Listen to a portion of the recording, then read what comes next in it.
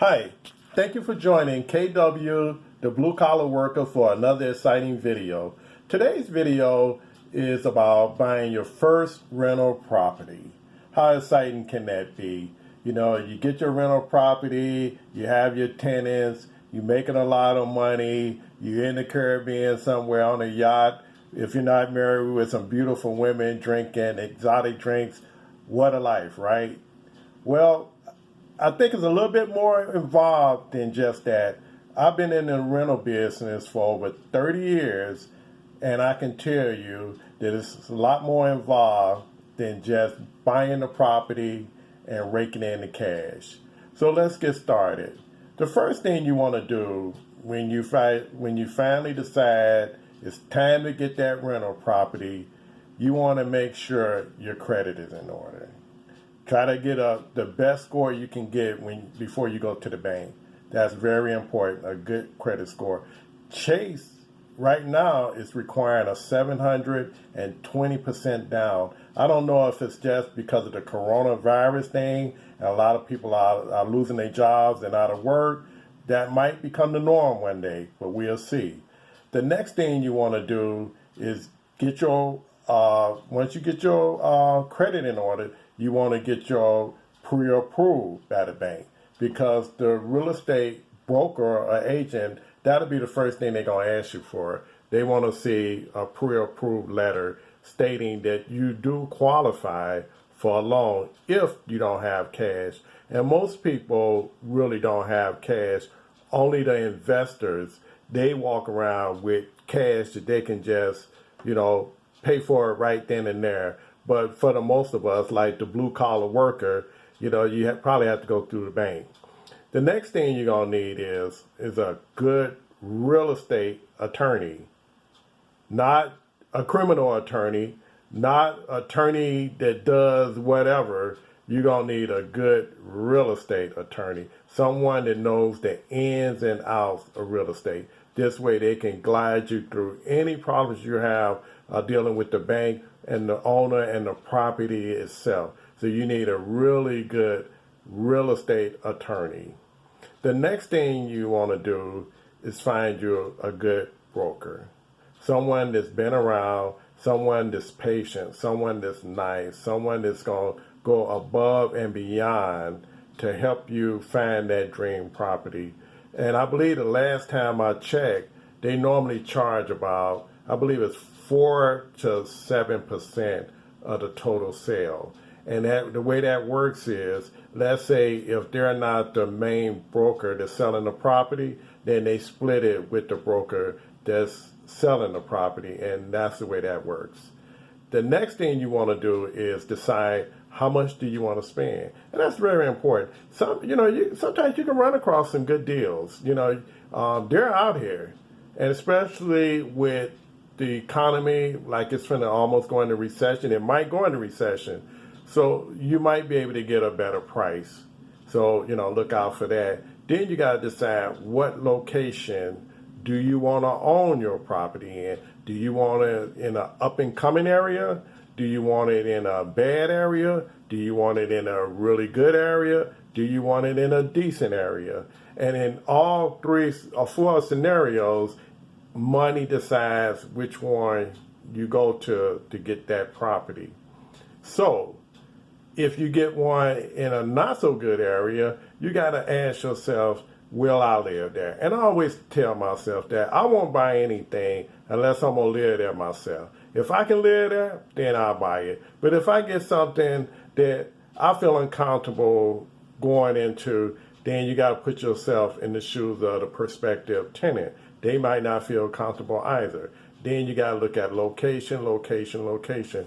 I generally like, if it's a rental property, something close to transportation, because most people don't drive, or some people don't drive. So that would be a convenience right there, that they got transportation nearby. Then the next thing you want to do is decide, do you want to get a 2-flat or a single family? They both are good investments, but if you buy a single family, 100% of your income is tied into that one family. So if for whatever reason they're unable to pay, then that's 100% of the income coming in. Whereas if you get a two flat, that two flat, if one tenant goes under, then you still got 50% coming in to help you out. Now, notice I didn't say apartment building or a 6-unit or 4-unit, because just starting out, we all have big dreams that we can handle anything. But in reality, you want to crawl first before you walk, because do one tenant or two tenants first, see how that work out before you start buying all these buildings and having all these tenants and units and all that, because it's a lot to it, and it involves a lot of money. The next thing you want to understand is when you get a rental property, you want the tenant to pay for as much as possible, meaning all utilities, the gas bill, the light bill, and add in the cost of what it's going to cost you for the water bill.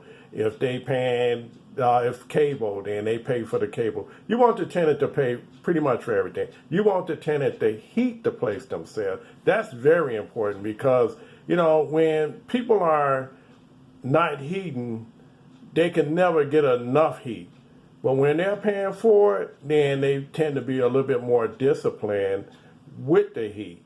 I remember some years back when I was heating, and tenants would call me all the time saying, "Hey, it's cold in here. What can you do about it?" And I would go over and turn up the heat, and then I would come back later and I'll see all the windows up. And I'm saying, wow, this is my money going out the window.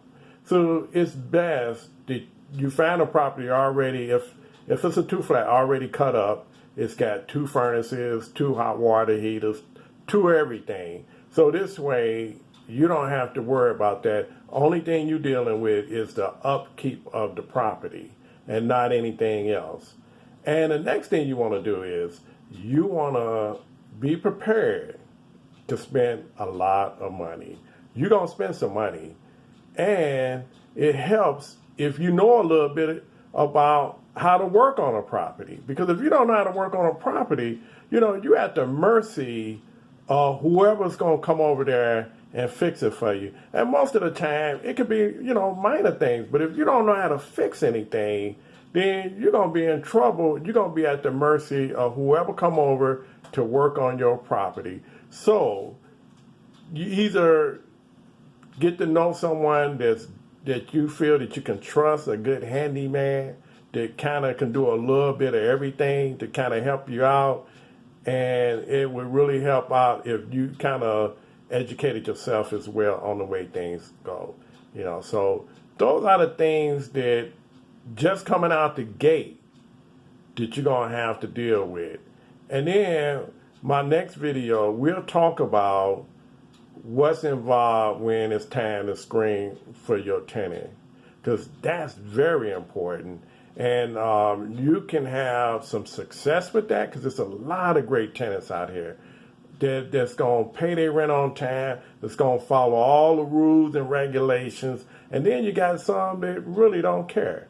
So, you gotta make sure when you rent that you're not renting with your heart. It's all business.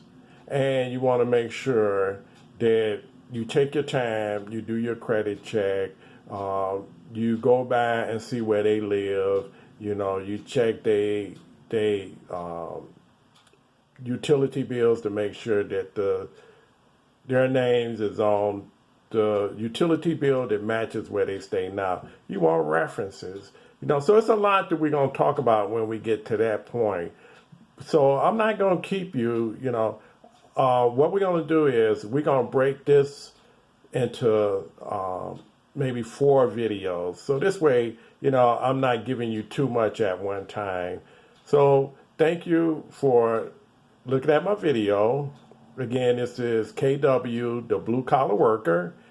If you haven't signed up to my site, press subscribe. And if you like the video, press like.